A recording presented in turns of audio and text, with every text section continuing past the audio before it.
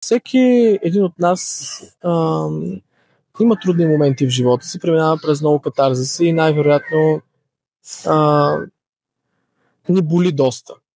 Но както проблемите, аз не ги обичам да казвам, проблемите на всеки един от нас са различни, но ни болят по един и същи начин. Как ти преодоляваш твои проблеми? Как излизаш от тях и не за всички проблеми? Разкажи ми за последния си всъщност проблем, ако желаеш да споделиш.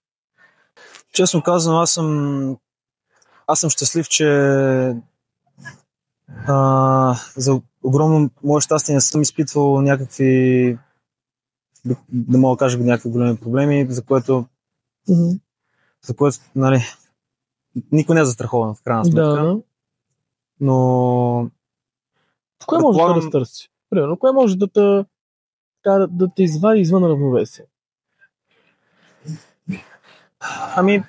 Не мога да кажа на личен план какво би било, тъй като аз дори бих казал, че наистина аз съм много позитивен човек, мисля много позитивно на нещата